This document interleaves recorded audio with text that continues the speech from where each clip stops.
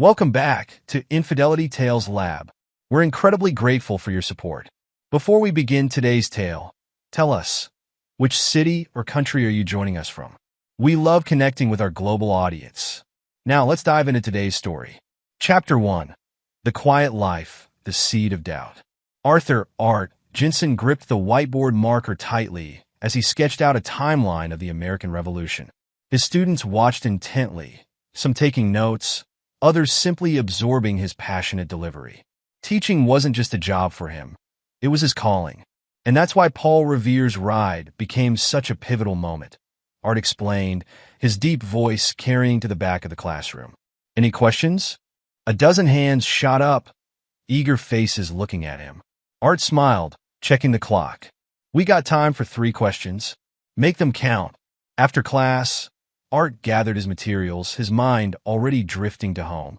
The thought of his twins, Leo and Luna, waiting for him brought warmth to his expression. At 10 years old, they were bundles of endless energy and curiosity. The drive home was peaceful, the radio playing softly in the background. Art pulled into his driveway, noting Ellie's car was absent again. His wife's real estate career had been demanding lately, keeping her away more often than not. Inside, Mrs. Rodriguez, their regular babysitter, greeted him with a tired smile. The twins are in the backyard, Mr. Jensen. They've been quite energetic today. Thanks, Maria. You can head home now. Art handed her the week's payment, adding a generous tip. Same time tomorrow? Of course. She gathered her belongings and left, leaving Art alone in the quiet house. He found the twins in the backyard, engaged in what appeared to be an intense soccer match. Leo's dark hair was plastered to his forehead with sweat, while Luna's ponytail had come half undone. Dad! They chorused, abandoning their game to rush toward him. Art wrapped them both in a tight hug, inhaling the scent of grass and childhood. How was school? I got an A on my science project. Luna beamed. That's fantastic. Art ruffled her hair. And you, Leo? Leo shrugged, suddenly interested in his shoes. Math test didn't go so well. We'll work on it together, Art promised, leading them inside. Who's hungry? As he prepared dinner, simple pasta with his grandmother's secret sauce recipe, Art checked his phone. No messages from Ellie. He pushed down the familiar twinge of worry and focused on the twins' chatter. Mom said she'd take us shopping this weekend, Luna announced, twirling spaghetti around her fork. Did she? Art kept his tone neutral. That's nice. With Michael, Leo added, and Art's hand stilled momentarily over the pot he was stirring. Michael Thorne. The name had been coming up more frequently lately. A tech entrepreneur who'd been mentoring Ellie in real estate investments, or so she claimed. Art had met him once at a business networking event Ellie had dragged him to. The man exuded confidence and wealth, from his tailored suit to his perfectly white teeth. Michael's really cool, Leo continued, oblivious to his father's tension. He showed me pictures of his yacht last time. Art served the pasta, his movements controlled. When was this? When Mom took us to lunch last week, Luna replied. He said he'd teach me to sail someday. The front door opened, and Ellie's voice rang out. I'm home. She swept into the kitchen, her designer outfit immaculate despite the long day. Her blonde hair was perfectly styled, her makeup fresh. She barely glanced at Art before bending to kiss the twins. Have you eaten? Art asked, already knowing the answer. Had a late lunch with clients. She poured herself a glass of wine. The Peterson deal is almost closed. Biggest commission this year. Congratulations. Art watched her take a long sip. The twins mentioned shopping with Michael this weekend. Ellie's green eyes narrowed slightly. Yes, he's helping me look at some investment properties. Thought it would be nice to make a day of it with the kids. I could come along, Art suggested, keeping his voice level. Haven't been involved much in your real estate ventures lately. Don't be silly, Art. You'd be bored to tears. She waved dismissively. Besides, don't you have papers to grade? Before Art could respond, her phone buzzed. She checked it, a small smile playing at her lips. I need to take this. Business call. She left the kitchen, her voice dropping to a whisper as she disappeared upstairs. Art turned back to the twins, who were finishing their dinner. Who wants to help me with dishes? Later that night, after the twins were in bed, Art sat in his study grading papers. The house was quiet except for the occasional murmur of Ellie's voice from their bedroom. Another business call? He thought back to when they'd first met at that college party. Ellie had been magnetic, drawing everyone's attention with her laugh and quick wit. Art had been surprised when she'd chosen to talk to him, the quiet history major who preferred books to parties. They'd build a life together, or so he'd thought. A life built on trust, on shared dreams, on the love they had for their children. But lately, that foundation felt shaky. His phone buzzed, a text from Ellie. Going to bed. Don't stay up too late. Art stared at the message, remembering a time when she would have come to tell him in person, maybe with a kiss goodnight. When had they started living separate lives under the same roof?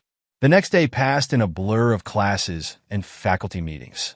Art returned home to find the house empty except for Mrs. Rodriguez and the twins. Your wife called, Mrs. Rodriguez said, gathering her things. She said she'll be late again. Something about a client emergency. Art nodded, already reaching for his phone. No messages from Ellie. Just a missed call from the school principal about an upcoming parent-teacher conference. He helped the twins with their homework, made dinner, and supervised their bedtime routine. It was nearly midnight when he heard Ellie's car in the driveway. She slipped into the house quietly, but Art was waiting in the kitchen. Client emergency? He asked. Ellie jumped slightly. Art, you startled me. Yes, the Hendersons were being difficult about the closing costs. Funny, I drove by your office today. It was dark. She stiffened. We were meeting at their house. At this hour? Don't start, Art. She rubbed her temples. I'm too tired for an interrogation. I'm not interrogating you, Ellie. I'm trying to understand what's happening to us.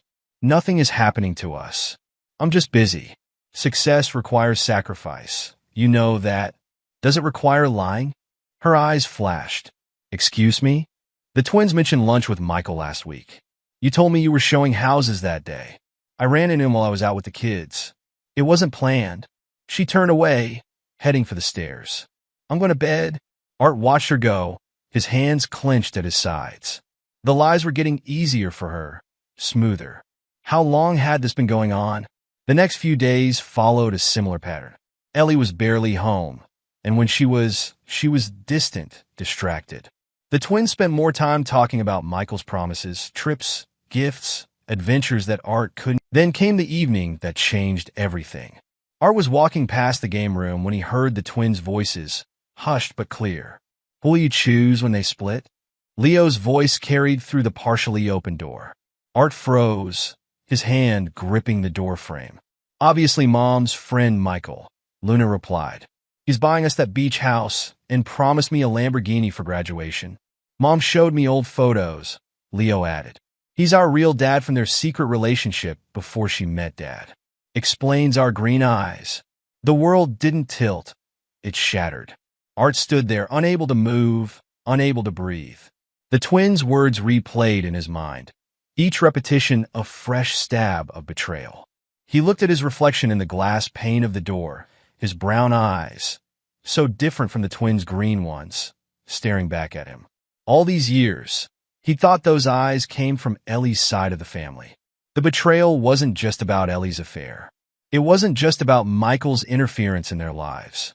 It was about his entire identity as a father being a lie. Art moved away from the door silently, his mind racing. He went to his study, locked the door, and opened his laptop. With trembling fingers, he began searching for information about Michael Thorne, about paternity laws, about DNA testing. Hours passed. The house grew quiet. Art heard Ellie come home, heard her moving around upstairs. He didn't join her. He couldn't face her, not yet. Not until he had processed this revelation. Dawn found him still in his study, his eyes red but dry. He had made his decision. There would be no confrontation, no dramatic scene. That wasn't his style, but there would be consequences.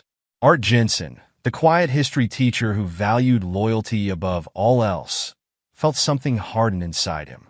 The man who had built his life around forgiveness and understanding was gone. In his place was someone else, someone who would make them all pay for their betrayal. Chapter 2. The Unraveling Truth, The Silent Departure. The digital clock on Art's nightstand blinked 2:45 a.m. He moved through the darkness of his bedroom with quiet purpose, gathering essentials into a duffel bag. Each item was chosen with careful consideration: clothes, toiletries, important documents. Ellie slept soundly, unaware of his movements. Her phone buzzed on her nightstand, the screen illuminating briefly. Another late-night message from Michael, no doubt. Art resisted the urge to check it. He didn't need more confirmation of her betrayal. In his study, he opened the safe hidden behind his grandmother's portrait. Inside was the photo album he'd maintained since the twins were born. He removed it carefully, running his fingers over the cover. Inside were memories. First steps, birthday parties, school plays, all captured in photographs that now felt like evidence of an elaborate deception. He paused at a photo from the twins' 5th birthday. They were beaming at the camera, their green eyes, Michael's eyes, sparkling with joy. Art had always thought they got those eyes from Ellie's father. Another lie in a life built on lies. In the kitchen, he wrote his note. Simple, direct. I need some time. No explanations, no accusations. Let them wonder. Let them worry. The twins' rooms were his last stop. He stood in their doorways, watching them sleep. Despite everything, his love for them hadn't diminished.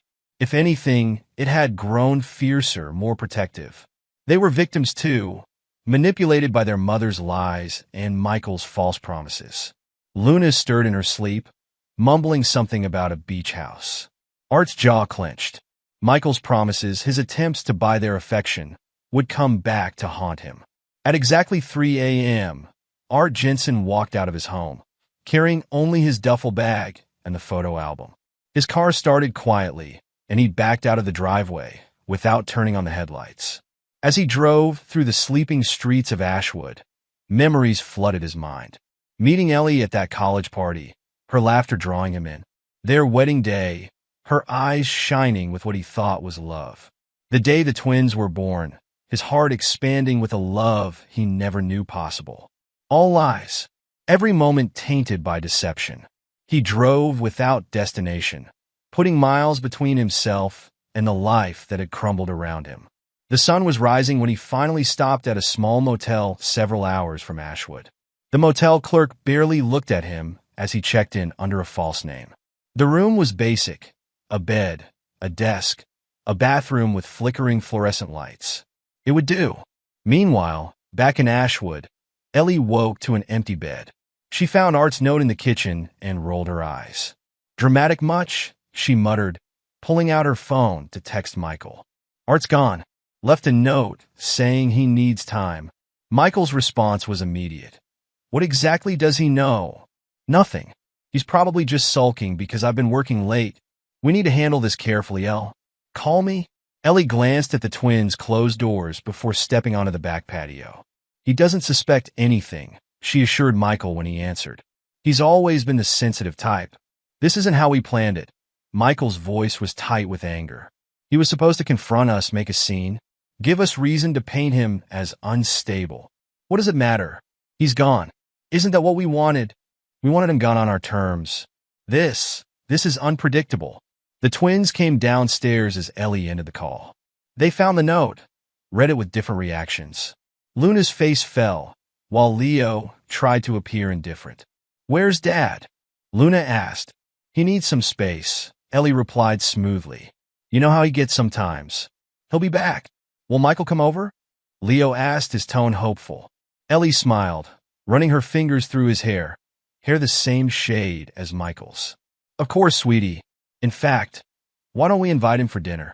In his motel room, Art sat at the desk, his laptop open. He began methodically documenting everything: dates, conversations, suspicious patterns in Ellie's behavior. He created a timeline of Michael's appearances in their lives, noting how the twins' attitudes had shifted after each interaction. His phone buzzed repeatedly throughout the day. Calls from Ellie, from the school, from friends asking if everything was okay. He ignored them all. Days passed. Art found a small cabin for rent in a mountain town across the state line. The owner, an elderly woman named Martha, didn't ask questions when he paid 3 months' rent in cash. The cabin was isolated, surrounded by dense forest. Perfect for a man who needed to disappear, to plan, to transform his pain into purpose. He spent his days hiking the mountain trails, pushing his body to exhaustion. Physical pain was preferable to the emotional torment that threatened to overwhelm him. At night, he sat on the cabin's porch, staring at the stars, remembering how he used to teach the twins constellation names. His grandmother had always told him that betrayal was the deepest wound because it came from those you trusted most. She'd raised him after his parents' death, teaching him the value of loyalty, of standing up for what was right. "What would you do, Gran?" he whispered to the night sky. "How would you handle this betrayal?" The answer came not from the stars, but from deep within himself. His grandmother had also taught him about justice, about consequences. She wouldn't want him to suffer in silence. Back in Ashwood, life moved on without him. Michael practically moved into the house, bringing expensive gifts and grand promises. The twins were drawn deeper into his web of materialism, their loyalty shifting with each new indulgence. Ellie thrived on the chaos she created, enjoying the attention from concerned friends and neighbors. She played the role of the confused, supportive wife perfectly, telling anyone who would listen that Art was just going through a phase, that he'd come back when he'd processed whatever was bothering him. But as weeks turned into a month, doubt began to creep in. Art hadn't touched their joint bank account. His cell phone remained off. He hadn't contacted anyone from the school. It was as if he'd vanished completely. Michael's frustration grew. This wasn't how he'd planned to take over Art's life. He wanted confrontation, wanted to prove Art was unstable and unfit. Instead, Art's quiet departure had given him no ammunition. In his cabin, Art was changing. The quiet, forgiving teacher was being replaced by someone harder, someone focused on revenge rather than reconciliation. He kept the photo album by his bed, a reminder of what had been stolen from him. Each night, before sleep, he looked at pictures of the twins, not to torture himself, but to fuel his resolve. They deserved to know the truth, about their mother's lies, about Michael's manipulation, about their own history. Justice would come, but not through emotional outbursts or violent confrontation. No, Art would dismantle their world piece by piece, exposing every lie. Chapter 3. The Call of Warning, the first spark of retaliation. The mountain cabin silence was broken by the harsh buzz of Art's phone. He stared at the unknown number, debating whether to answer. Something, instinct perhaps, made him swipe to accept. "Hello." His voice was rough from disuse. "Daddy?" Luna's small voice cracked through the speaker. Art's heart stopped. "Luna? What's wrong?" She was whispering, fear evident in her voice.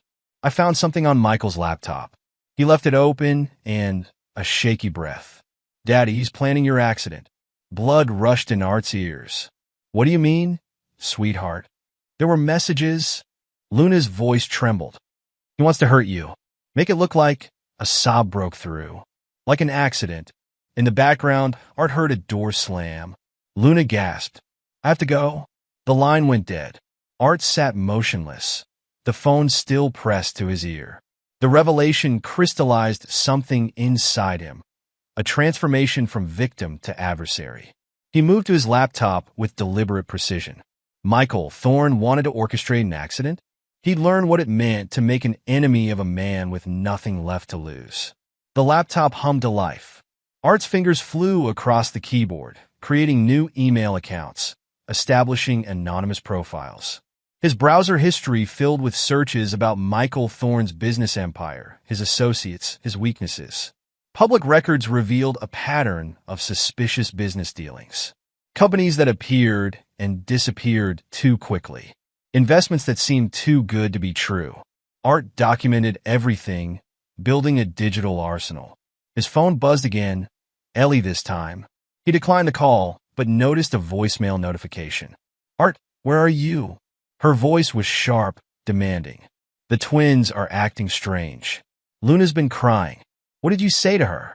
"You can't just disappear and then mess with their heads. Michael thinks." Art deleted the message. Of course, she'd consult Michael. He wondered if she knew about the accident her lover was planning. Was she complicit, or just another pawn in Michael's game? The next few days became a blur of research and planning. Art created false identities online, joining business forums where Michael's name appeared. He watched, learned, gathered information like a spider weaving its web. Michael's empire wasn't as solid as it appeared. Beneath the glossy surface lurked questionable deals and nervous investors. Art noted names, connections, and potential pressure points. Late one night, deep in his research, Art discovered an interesting detail. Iris, Michael's personal assistant. Young, ambitious, but treated poorly by her boss. The log showed her working impossible hours, handling Michael's dirty work while receiving minimal recognition. Art leaned back, considering every fortress had its weak points. Every tyrant had dissatisfied servants. Iris might prove useful. His phone buzzed again, another unknown number. This time, he let it go to voicemail. Dad. Leo's voice, uncertain. Mom says you're being selfish, that you abandoned us. But Luna's scared. She won't tell me why. Are you okay? Michael says, a pause. He says you might be dangerous, that we should be careful. But that's not true, right? Art's hands clenched. Michael was poisoning his children's minds, turning them against him. The same children he'd read bedtime stories to, taught to ride bikes, comforted after nightmares. He opened the photo album, finding a picture from last Christmas. The twins sat between him and Ellie, their green eyes, Michael's eyes, shining with happiness. The truth of their parentage still stung, but it didn't diminish his love for them.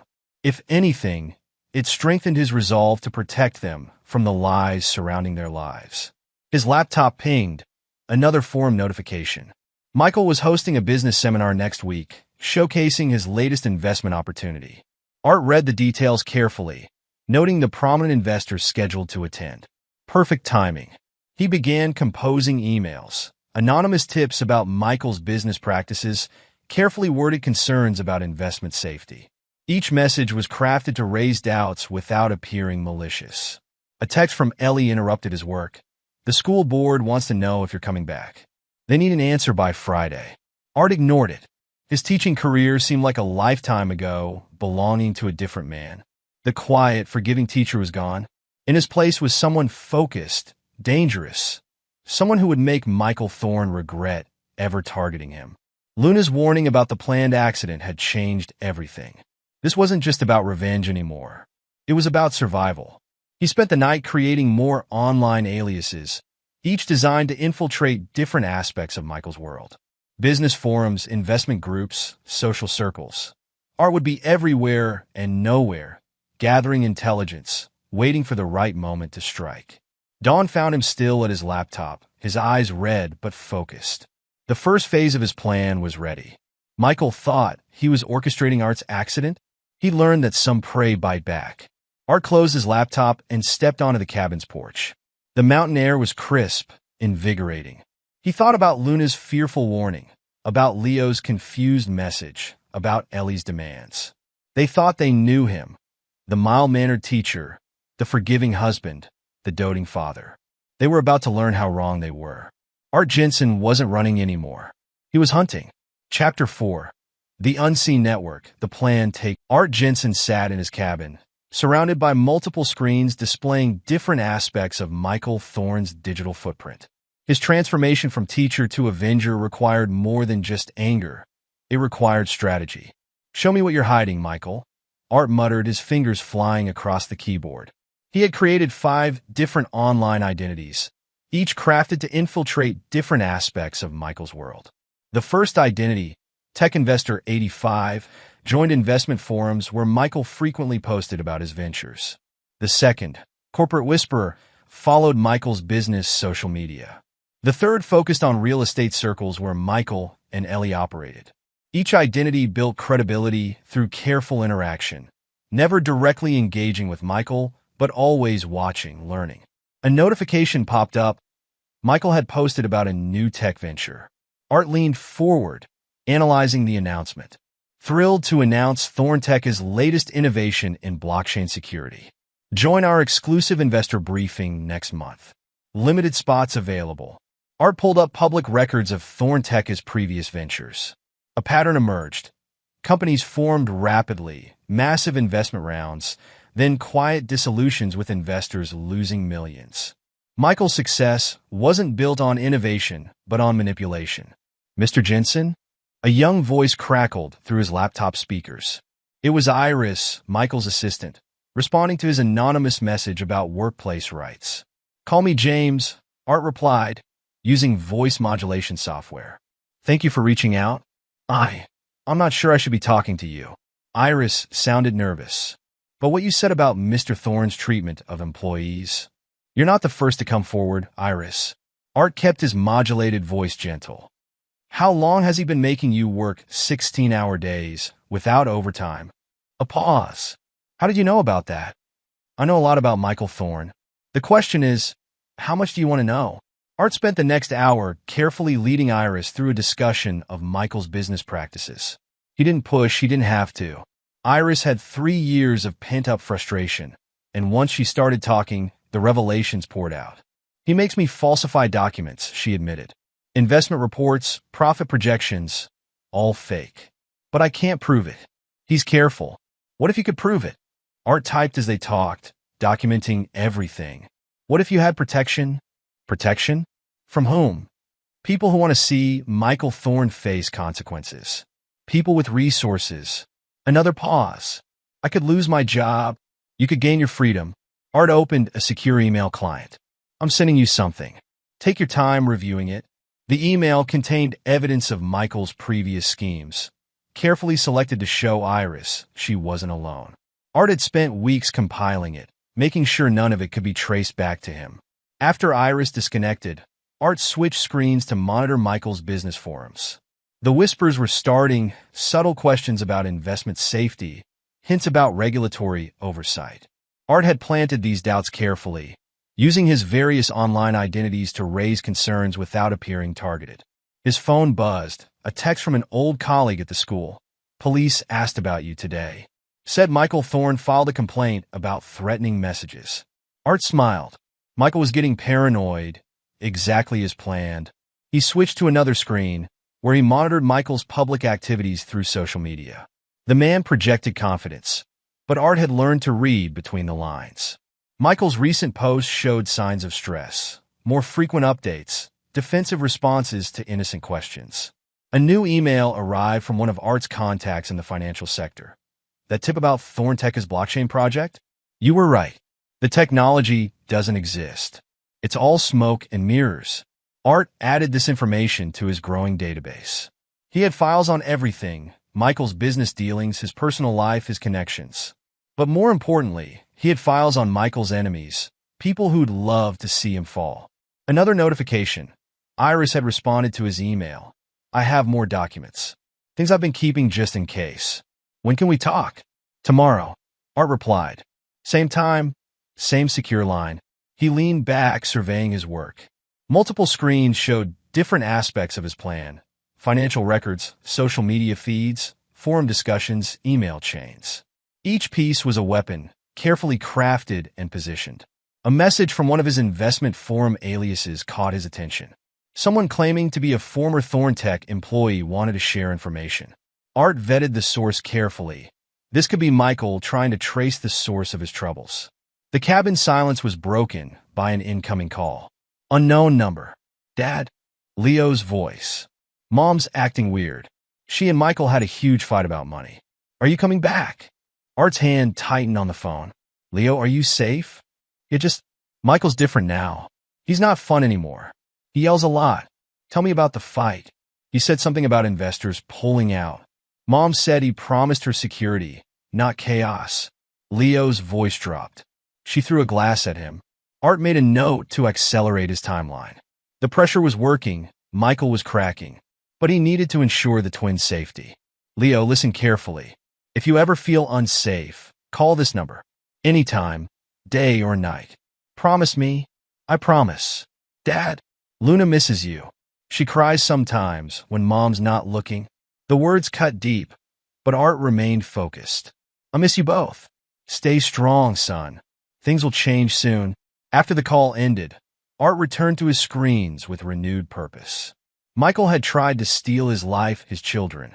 Now Art would dismantle Michael's life, piece by piece. He opened a new document and began typing. Phase 1, information gathering complete. Phase 2, network infiltration complete. Phase 3. Reputation destruction. Initiating. A new message from Iris popped up. Meeting tomorrow night. All department heads. They're nervous about the blockchain project. Mr. Thorne is promising impossible returns. Art smiled. Perfect timing. He spent the next hours crafting messages to be released during the meeting.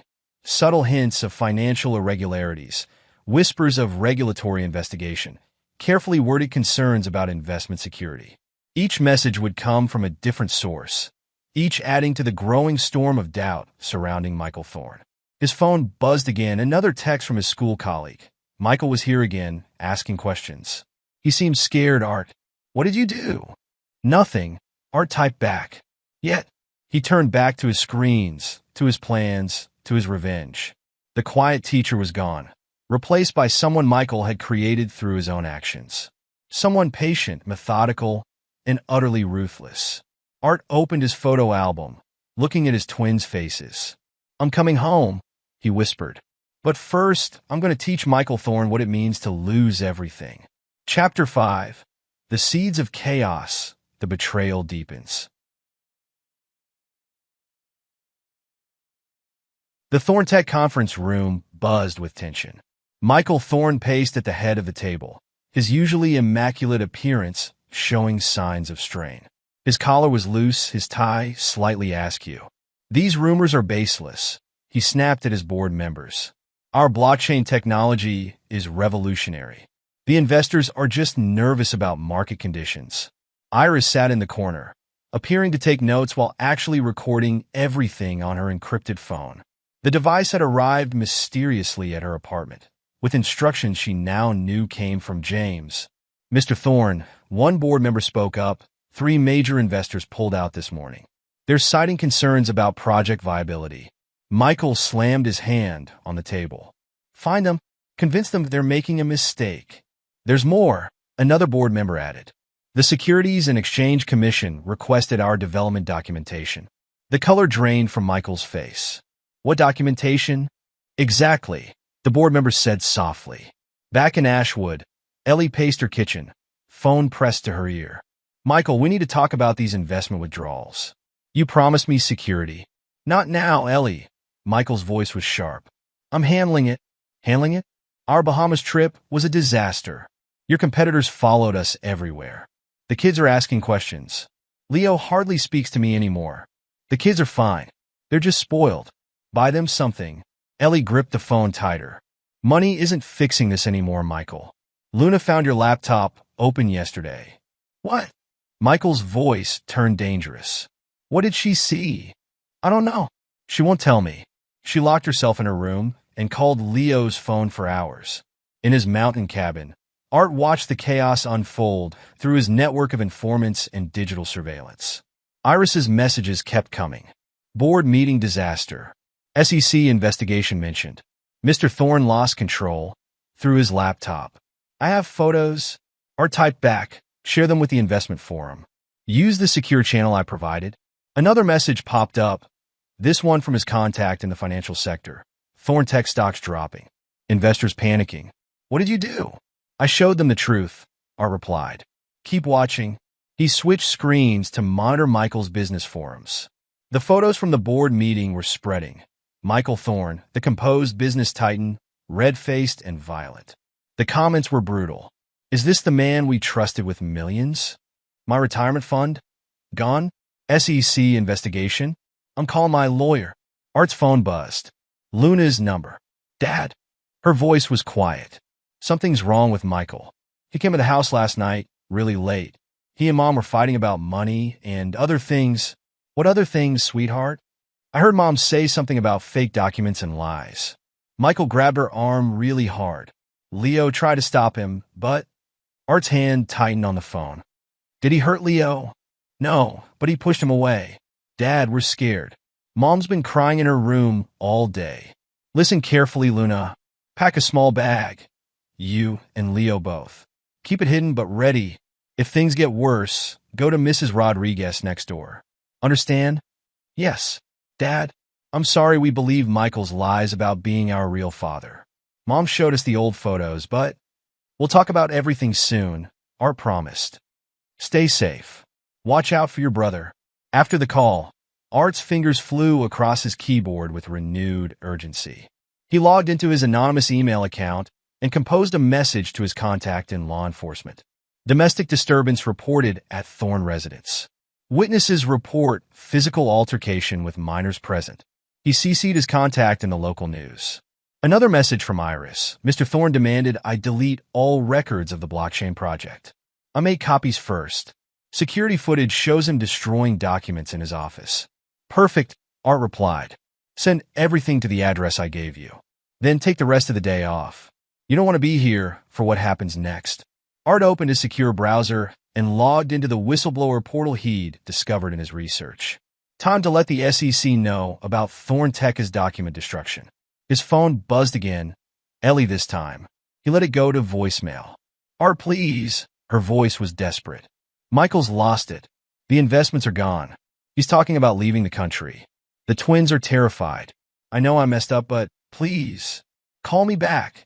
Art deleted the message. Ellie had made her choices. Now she would face the consequences. He checked his other screens. Michael's reputation was crumbling in real time. The stock price was in free fall. Investors were demanding answers. The SEC investigation was making headlines. A new email arrived from one of his forum aliases, someone claiming to have proof of Michael's previous frauds. Art verified the information carefully. It was genuine and damaging. He crafted another anonymous tip, this time to a major financial newspaper. Thorntech CEO Michael Thorn. A history of fraud. The piece would run tomorrow morning. By then, the SEC would have the whistleblower documents. The police would have the domestic disturbance report. The investors would have proof of their missing millions. Art opened his photo album again, touching the twins' faces through the protective plastic. Soon he would bring them home. But first, he had to make sure Michael Thorn could never hurt them again.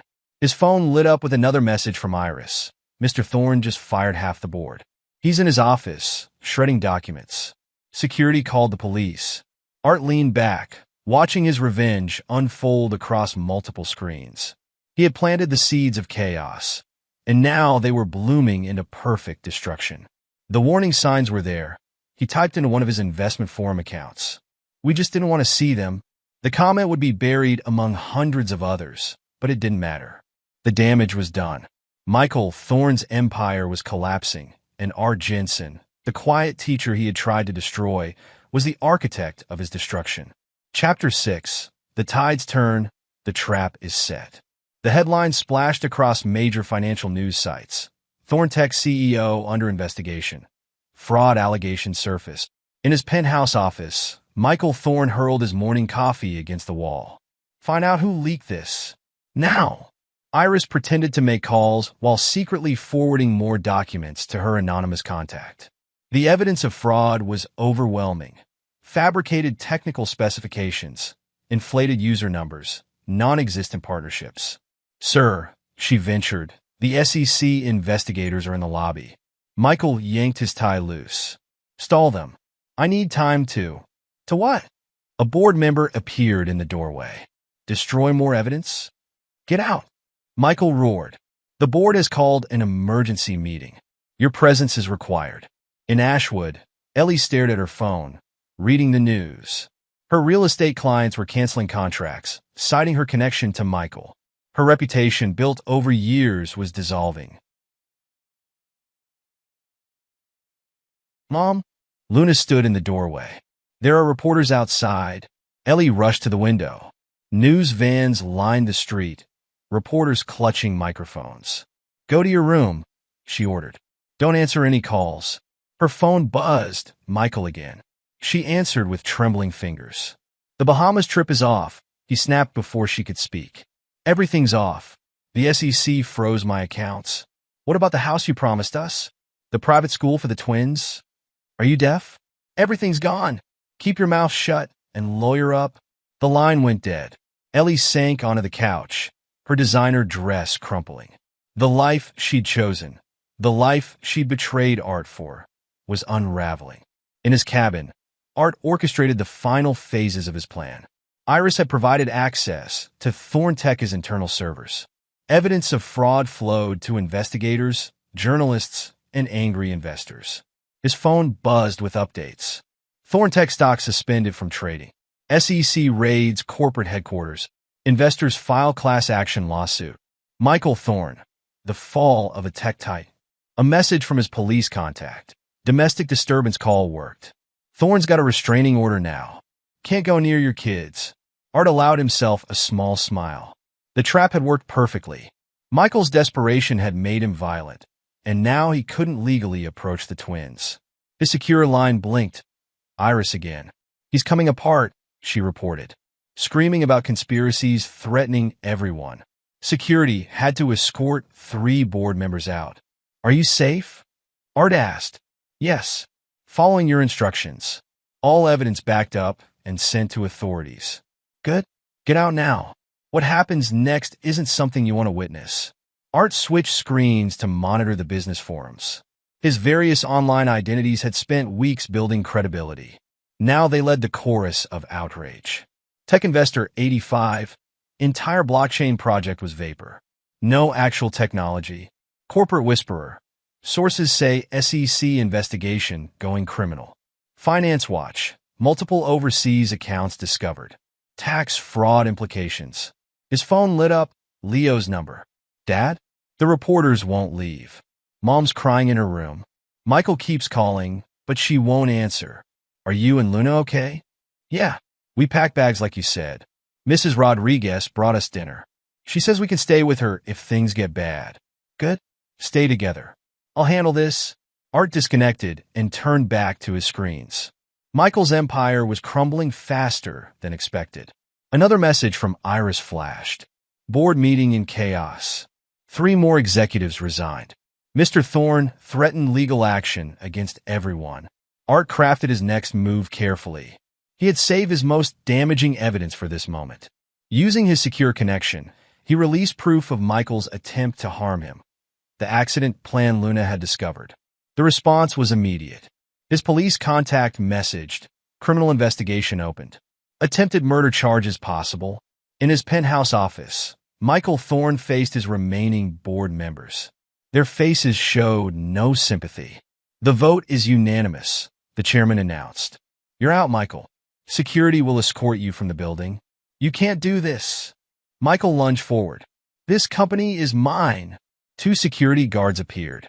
Sir, please come with us. Who's behind this? Michael's face contorted. Someone orchestrated this. Someone. His phone buzzed. Unknown number. Hello, Michael. Art's voice, digitally altered, was cold. Enjoying your fall. Who is this? Someone who knows everything. Your frauds. Your schemes. Your plans for accidents. Michael's face went pale. Art. But the line was already dead. Ellie sat in her empty kitchen, scanning news articles about Michael's downfall. Her own phone hadn't stopped ringing, clients canceling contracts, friends distancing themselves, reporters seeking comments. She jumped at a knock on the door. 2 stern-faced detectives stood outside. Mrs. Jensen? We need to ask you some questions about Michael Thorn's business practices and your involvement in them. In his cabin, Art watched the final pieces fall into place. His revenge wasn't just about destroying Michael's business. It was about exposing every lie, every scheme, every betrayal. His phone lit up with message after message. Michael Thorn escorted from Thorn Tech building. SEC expands investigation to overseas accounts. Class action lawsuit filed by investors. Criminal probe opened into murder-for-hire allegations. A final message from Iris. It's done. He's finished. Thank you for showing me the truth. Art closed his laptops one by one. The trap had sprung perfectly. Michael Thorn's empire lay in ruins, his reputation destroyed, his freedom in jeopardy. Ellie's carefully constructed world of luxury and lies was collapsing. He picked up his photo album, looking at his twins' faces. Phase 2 was complete. The storm he had gathered had broken with perfect fury. Now it was time for the final act. Time to go home. Chapter 7. The public unveiling, the final blow. Michael Thorn's face filled news screens across the country. The headline beneath read, Tech CEO exposed. Years of fraud revealed. In his penthouse apartment, Michael hurled his remote at the TV. Turn it off. All of it. His lawyer, seated across from him, remained calm. Mr. Thorn, We need to discuss damage control. Damage control? Michael yanked open his desk drawer, pulling out a bottle of scotch. My company's gone. The SSC's breathing down my neck. What's left to control? Your freedom. The lawyer pushed a stack of documents forward. These allegations of attempted murder. Lies. Michael slammed the bottle down. Someone's orchestrating this. Someone who knows too much. His phone buzzed. Another news alert. Thorntech investigation expands. CEO's criminal past exposed. In her Ashwood home, Ellie Jensen stared at her own phone, reading message after message from former clients canceling contracts.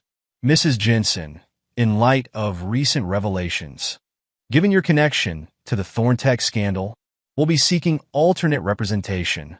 The doorbell rang. 2 reporters stood on her doorstep, microphones ready. Mrs. Jensen, can you comment on your involvement in Michael Thorne's fraud scheme?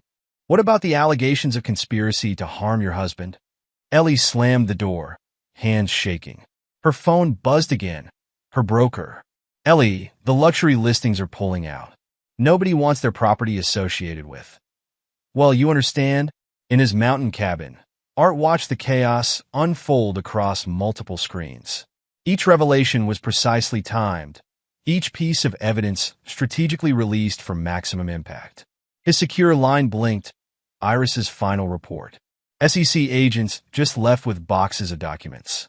Mr. Thorne tried destroying some, but I'd already made copies. They're asking about offshore accounts. Good work, Art replied. You'll find your safety net in place. New identity, new job, just as promised. He switched screens to monitor the financial fallout. Thorntech stock was worthless. Michael's personal assets were frozen. The empire built on lies was crumbling. A message from his police contact.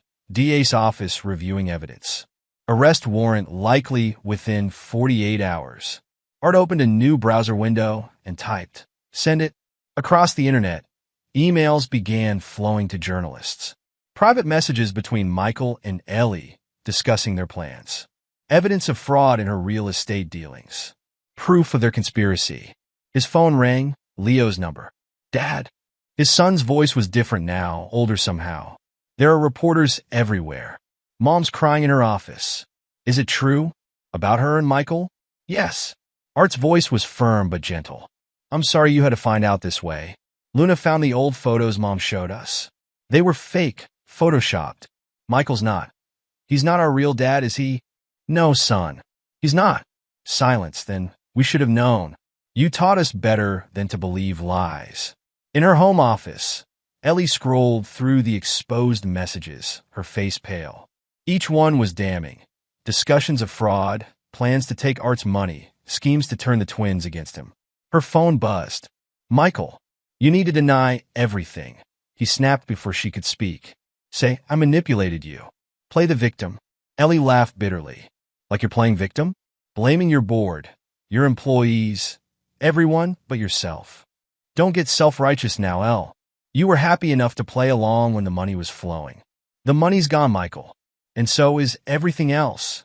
She ended the call and opened her email. Another message, this one from the real estate board. License suspended pending investigation. Art's next move was brutal in its simplicity. He released the recording of Michael discussing the planned accident, the one Luna had discovered.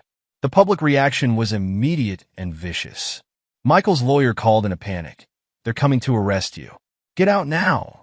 But Michael Thorne, self-proclaimed business genius, had nowhere left to run. His accounts were frozen, his passport flagged, his friends turned enemies.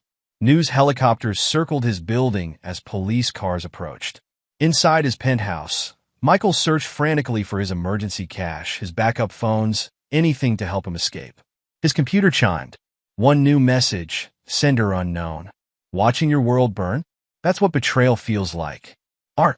Michael stared at the screen, finally understanding. Not a business rival. Not a disgruntled employee. The quiet teacher he'd tried to destroy had destroyed him instead.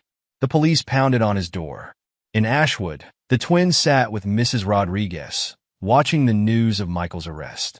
I can't believe we fell for it, Luna whispered. All his promises. Your father's coming home, Mrs. Rodriguez said softly. He called. Ask me to look after you until he arrives. What about Mom? Leo asked. As if in answer, they heard glass shatter in the kitchen. Ellie stood amid broken dishes, her phone displaying another cancellation message. My entire client list, she choked out. Gone. My reputation. Everything. You did this. Luna's voice was cold. You and Michael. You tried to steal our real dad from us. Ellie turned, seeing her children's faces. Art's children, with her green eyes, looking at her with their father's sense of justice. I just wanted, she began. More, Leo finished. You always wanted more. In his cabin, Art began packing. His screens showed the complete destruction he'd orchestrated. Michael in handcuffs, Ellie's professional ruin, their web of lies exposed to the world. His phone buzzed one last time. His lawyer. Divorce papers are ready. With the evidence we have, she'll lose everything. The twins, the house, her reputation. It's over, Art. You won. Art looked at his family photo album. No, he said. It's just beginning. He closed his laptops, erased his digital trails, and shouldered his bag. Time to go home. Not to forgive. He was past forgiveness. But to rebuild something stronger from the ashes of betrayal. In the end, Art Jensen hadn't just survived their attempt to destroy him. He had turned their own weapons against them, using truth to destroy their lies, exposure to shatter their secrets, justice to answer their betrayal. The quiet teacher was gone. In his place stood a man who had mastered the art of vengeance. Chapter 8. The rebuilding, the forging of new bonds. The old house in Ashwood needed work, but Art saw potential in its sturdy bones.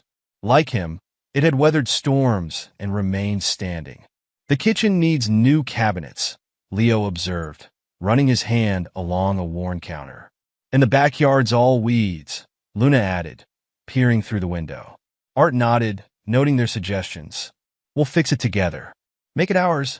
The twins exchanged glances. Since Michael's arrest and Ellie's downfall, they'd been staying with Mrs. Rodriguez. Now, standing in this empty house with their father, something shifted. Dad! Luna's voice was hesitant. Those things we said when we thought Michael was... The past is past, Art cut in firmly. We focus on now.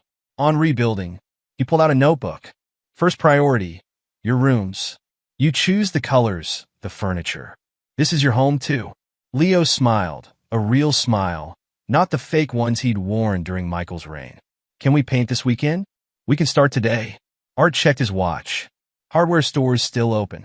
As they drove, the twins talked more freely than they had in months. About school, about their friends, about their feelings. Everyone at school knows, Luna said quietly. About Mom and Michael. About what they did to you. Art's hands tightened on the steering wheel. How are you handling it? Better than Mom, Leo replied. She tried picking us up from school yesterday. Principal wouldn't let her. The restraining order, Art nodded. That stays in place until the court hearing. At the hardware store, they fill their cart with supplies. Paint, brushes, cleaning materials. Tools for rebuilding more than just a house. Remember when you taught us to build that tree house? Luna asked, examining paint swatches. Before everything? You were both terrible at hammering, Art smiled. But you never gave up. Like you, Leo said softly. You never gave up on us. Even when we chose money and lies? Art finished. You were kids. They manipulated you. But you saw through it in the end. Back at the house, they worked together. Cleaning, painting, planning. Art watched his children rediscover themselves, shed the artificial personas Michael's influence had created. His phone buzzed occasionally, updates about Michael's prosecution, Ellie's professional collapse, the ongoing investigations. He checked them briefly, noting each victory, but his focus remained on his children. Dad! Luna called from upstairs. Can you help me with this wall? He found her staring at her old room's pink walls. Ellie's choice, not Luna's. I want blue, she declared. Like the mountain sky where you stayed. Where you planned to save us. Art opened the paint can. You saved yourselves. You saw the truth. After almost losing you. She gripped her paintbrush. I heard Mom on the phone once, agreeing to Michael's plan. She knew he wanted to hurt you. And you warned me. Art began painting, steady strokes covering the pink. In the next room, Leo was already painting, his strokes aggressive. I hate them, he muttered as Art passed. For lying. For trying to buy us. Hate's a waste, Art replied. Focus on building something better. Days passed. The house transformed, room by room. Art enrolled the twins in therapy, watching them process their trauma, their anger, their guilt. His lawyer called with updates. Ellie's contesting nothing. She knows she'll lose. The evidence is overwhelming. The twins, full custody to you. Her supervised visits depend on their choice. Art shared this with the children over dinner. Pizza on paper plates in their half-finished kitchen. Do we have to see her? Luna asked. Your choice, Art assured them. Always your choice now. Leo pushed his plate away. She keeps texting, saying she's sorry. She made a mistake. Several mistakes, Luna corrected. Big ones. Art watched them. These children who'd grown so much through pain. What do you want? This, Leo gestured around. Our real family. No lies. Luna nodded. She chose Michael. Chose money and status over us. Over you. And now we choose truth, Luna said firmly. Like you taught us. The house slowly became a home. Art returned to teaching, his students and colleagues welcoming him back with respect, not pity. They'd seen the news, seen how he'd turned victimhood into victory. The twins rebuilt their lives too. Their grades improved. They made new friends, real friends, not the privileged circle Michael had pushed them toward. One evening, Art found them in the newly finished living room, looking at the old photo album he'd taken when he left. You kept it. Luna touched a photo gently. All this time, it reminded me what I was fighting for. Leo pointed to a Christmas photo. Mom said these were fake. That Michael was our real dad. And you believe that? Art kept his voice neutral. We wanted the things he promised, Luna admitted. The beach house, the cars. The love had a price tag, Leo added bitterly. Art sat between them. Real love doesn't. They looked through more photos, birthdays, school plays, family vacations. Simple moments that held more value than all of Michael's hollow promises. Dad! Luna looked up. Are you ever going to forgive them? Art's expression hardened. No, but I won't let their betrayal poison our future. Good, Leo said firmly. They don't deserve forgiveness. The doorbell rang. Mrs. Rodriguez with a homemade dinner. She'd become part of their rebuilding, a reminder that some people's loyalty never wavered. As they ate, Art watched his children. They were healing, growing stronger. The twins who had once parroted Michael's materialistic values now spoke of integrity, of truth, of real family bonds. His phone buzzed, another news alert about Michael's case. Another detail of corruption exposed. Another piece of Ellie's carefully constructed world crumbling. Art silenced the phone. His revenge was complete. Now was the time for rebuilding, for strengthening the bonds that betrayal had tested but failed to break. The quiet teacher hadn't just survived. He'd taught his children the most important lesson of all. That truth, however painful, was stronger than any lie. Chapter 9. The Quiet Victory, the Legacy of Truth. Michael Thorne's sentencing hearing packed the courtroom. Art sat in the back, watching his former rival's final defeat. The judge's voice was stern. The evidence of fraud is overwhelming. More disturbing are the allegations of conspiracy to commit murder. Michael stood in his prison jumpsuit, his designer suits and arrogance stripped away. He scanned the courtroom, finally spotting Art. Their eyes met. Art's expression remained neutral, but his eyes held steel. He'd promised to destroy Michael Thorne, and he had delivered. 20 years, the judge announced. No possibility of parole for 15. Outside the courthouse, reporters swarmed.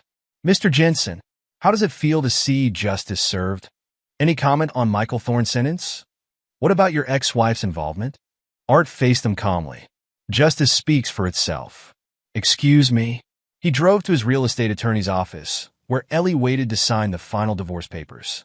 She looked smaller somehow, her designer clothes replaced by simple blouse and slacks. Art, she began. He held up his hand. Sign. The children are healing. No thanks to you. Ellie's hand trembled as she signed. I never meant To get caught? Art's voice was cold. To have your lies exposed? To lose everything. To hurt them, she whispered. To hurt you? But you did. Actions have consequences, Ellie. You taught me that.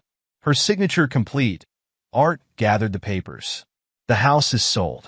Your share will cover your legal fees. Barely. My license is permanently revoked. The real estate board doesn't look kindly on fraud. He turned to leave. Ellie called after him. Will they ever forgive me? Art paused at the door.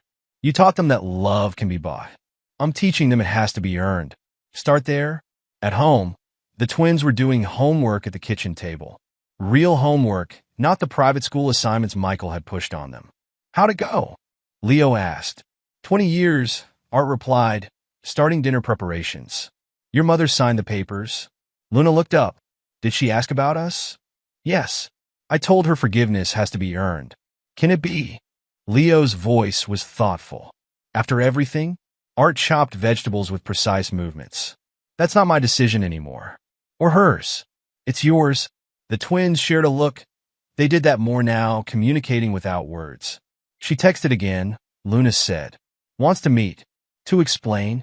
Your choice. Art reminded them. Maybe. Leo hesitated. Maybe someday. Not now. Art nodded, respecting their decision. They'd learned to think for themselves, to question, to choose wisely. His phone buzzed. A news alert about Thorntech's final liquidation. Michael's empire, built on lies, was now just corporate rubble. Another message followed from his police contact. Ellie's former clients are pressing charges. More fraud uncovered. Art read the messages, then deleted them. The revenge he'd orchestrated had succeeded beyond his plans. Michael was in prison. Ellie was professionally and socially ruined. Their web of lies and manipulation had collapsed completely. But revenge wasn't his focus anymore. His priority was the future he was building with his children. The twins had flourished in their new environment. Their grades had improved, their confidence had grown, and most importantly, they'd learned to value truth over materialism. Dad, Luna called from the living room. Can you help me with this history project? Art joined her at the table, where she was working on a presentation. What's the topic? Justice through the ages, she smiled. I thought of you. Leo looked up from his math homework. You should tell them your story. How you brought down the bad guys. That's not my proudest achievement, Art corrected. This is watching you both grow stronger, wiser. A knock at the door interrupted them. Mrs. Rodriguez stood there with a casserole. Did you hear? Michael's appeal was denied. And Ellie. She hesitated, glancing at the twins. We can handle it, Leo said firmly. She's leaving town. Her last real estate client filed charges. More fraud discovered. Art absorbed this information with a nod. His ex-wife's downfall was complete, just as he'd planned. Yet he felt no joy in it, only a grim satisfaction that justice had been served. Later that night, after the twins had gone to bed, Art sat in his study. The screens that had once displayed his revenge plans now showed student papers to grade. The encrypted channels he'd used to destroy Michael were replaced by educational resources. His phone lit up a message from Iris, starting my new job tomorrow. Thank you for everything. They'll never know how you orchestrated it all. Art replied simply, be well. He opened his desk drawer, pulling out the photo album. The old photos still told their story of betrayal discovered, but now they shared space with new memories. The twins painting their rooms, family dinners with Mrs. Rodriguez, school achievements proudly displayed. A soft knock at his door. Luna stood there in her pajamas. Can't sleep? He asked. She shook her head, sitting beside him. I was thinking about Mom. And Michael. What about them? You could have destroyed them faster. More publicly. Made them suffer more. Art studied his daughter's face, so young, yet so perceptive. That would have been revenge. I wanted justice. What's the difference? Revenge is about making yourself feel better. Justice is about setting things right. He touched the photo album. I didn't want to just hurt them. I wanted to expose their lies, protect you both, and build something stronger from the ruins. Leo appeared in the doorway. Like this house. It was broken, but we fixed it. Made it better. Exactly. Art smiled at his son. The same way we rebuilt our family. The twins settled into their familiar spots. Luna on the couch, Leo in the old armchair. This had become their routine, these late-night talks where healing happened. Do you think they ever loved us? Luna asked softly. Mom and Michael? They loved what you represented, Art answered honestly.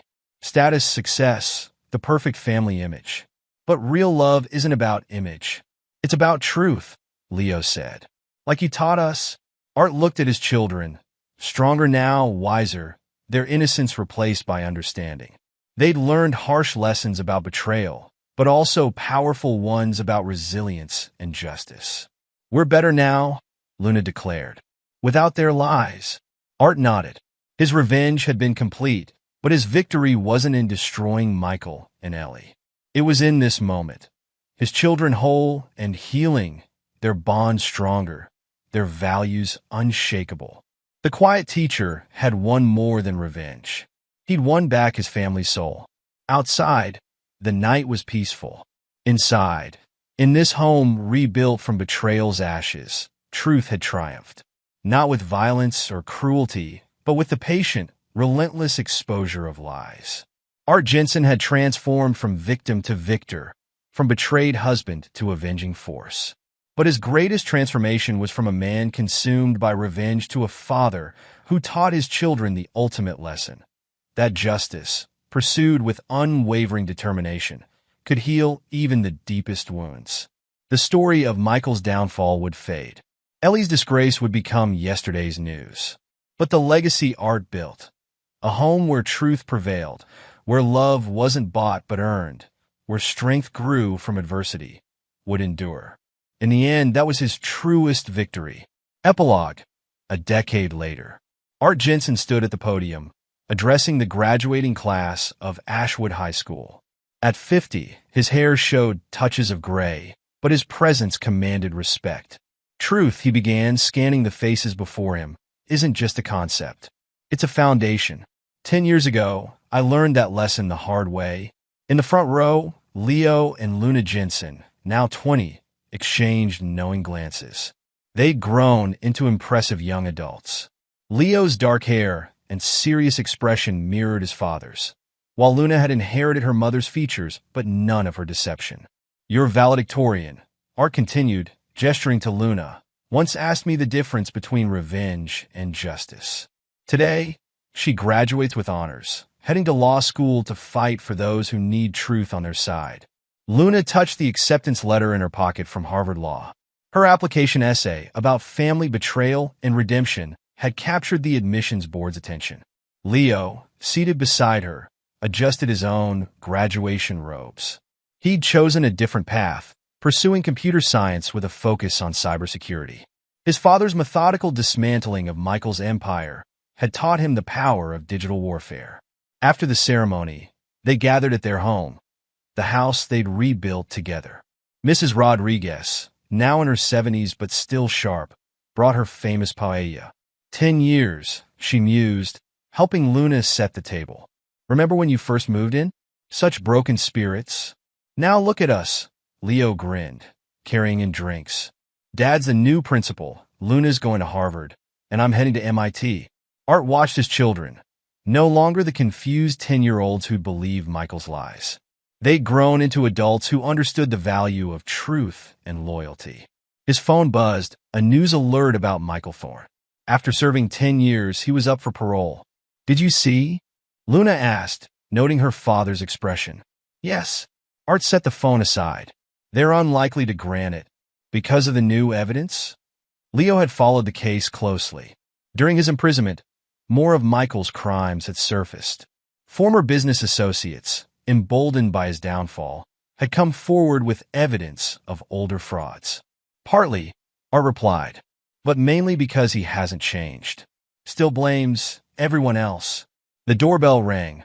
More guests arriving for the graduation celebration.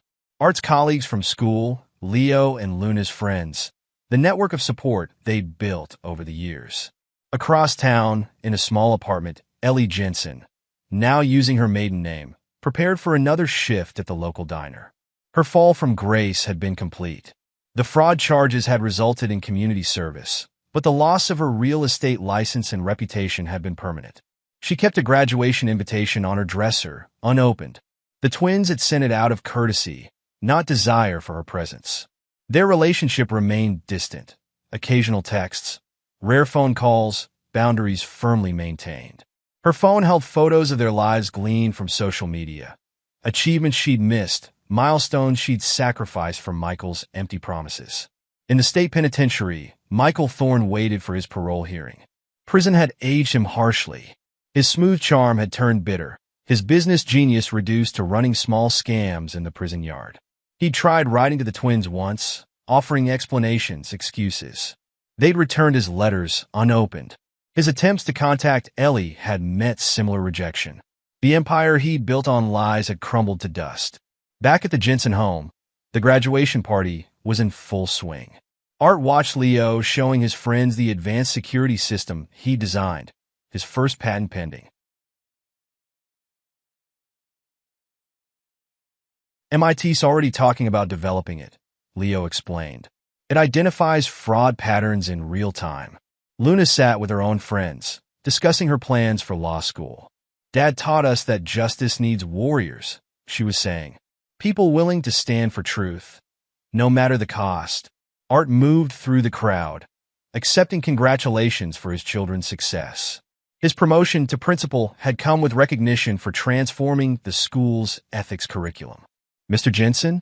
A young voice caught his attention. One of his students holding a newspaper. Is it true? About Michael Thorne?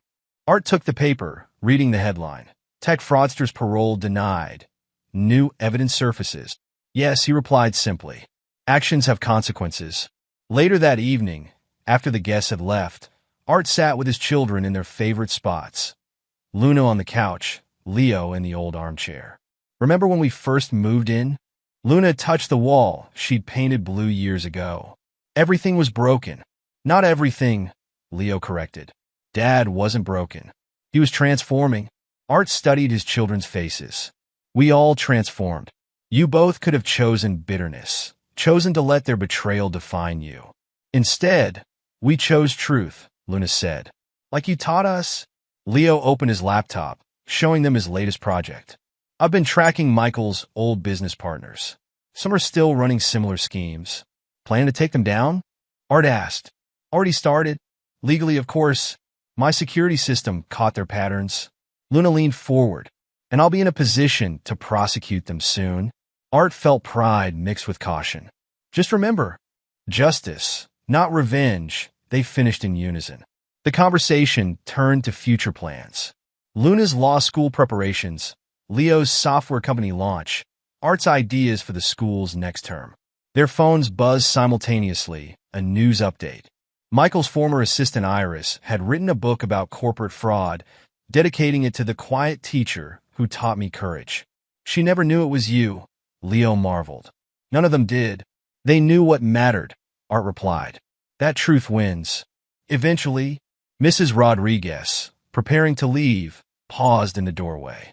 Your grandmother would be proud, she told Art. You protected your family, just like she protected you. The mention of his grandmother, who'd raised him after his parents' death, brought a rare softness to Art's expression. She taught me that family isn't about blood. It's about loyalty. After Mrs. Rodriguez left, the twins shared their own news. I've been offered an internship, Luna announced, at the DA's office. The same one that prosecuted Michael. And my security system? Leo added. The patent office says it could revolutionize fraud detection. Art listened, hearing in their achievements the echoes of lessons learned through pain. They'd taken the betrayal that could have destroyed them and turned it into purpose. His phone buzzed again, Ellie sending her congratulations to the twins. They acknowledged the message briefly, maintaining the careful distance they'd established. Do you ever regret it? Luna asked suddenly. Not the revenge, but letting everyone see, making it so public. Art considered the question. Darkness grows in secrecy. Lies thrive in silence. The truth needed light. Like sunshine killing bacteria, Leo quipped, ever the scientist. They talked late into the night, planning their futures while remembering their past. The conversation turned to Michael's parole denial. He never understood, Luna mused. Power isn't in making people fear you. It's in standing for something real. Like you did, Dad, Leo added. You could have just disappeared. Let them win? Art shook his head. That would have taught you the wrong lesson. That truth doesn't matter. That justice is negotiable. The twins had learned well. Luna's choice of law, Leo's focus on fighting digital fraud. They'd taken their father's lessons and built futures around them. Their phones buzzed one final time that night. Another update about Michael. He'd been caught running investment scams from prison. Additional charges pending. Some people never change, Leo observed. But we did, Luna countered. We got stronger. Art looked around their home. The house they'd rebuilt. The life they'd reconstructed from betrayal's ashes. The quiet teacher had become a warrior for truth. His children had grown from victims of lies into defenders of justice. The photo album still sat in his study, but new pictures filled its pages. Graduation photos, awards ceremonies, family celebrations, real moments, not the fake perfection Michael and Ellie had crafted. Tomorrow, Luna would begin packing for Harvard. Leo would finalize his software patents. Art would continue shaping young minds as principal. But tonight, they sat together, three survivors who'd turned betrayal into strength, pain into purpose, revenge into justice. 10 years, Art mused. Sometimes it feels like yesterday. Sometimes it feels like another life, Luna said. Leo agreed. We're different people now. Better ones. Art nodded, watching his children, stronger than he'd ever imagined they could be. The quiet teacher's revenge had evolved into something more powerful, a legacy of truth, justice, and unbreakable family bonds. The story of Michael's downfall was now a cautionary tale. Ellie's betrayal had become a lesson in consequences. But the story of the Jensen family, their rebuilding, their transformation, their triumph, that was a legend of justice served and truth preserved. In the end, Art Jensen hadn't just destroyed those who betrayed him. He'd built something stronger from the ruins. His children carried that strength forward, ensuring that the legacy of truth would endure long after the memory of betrayal faded. The quiet teacher had taught his final lesson, that justice, pursued with unwavering determination and rooted in truth, was the most powerful force of all. And there you have it. Another story comes to an end. What did you think? I'd love to hear your thoughts in the comments below. If you enjoy this story, consider joining our community by subscribing. It means the world to us. For more stories like this one, check out the recommended videos on screen. And I'll see you there.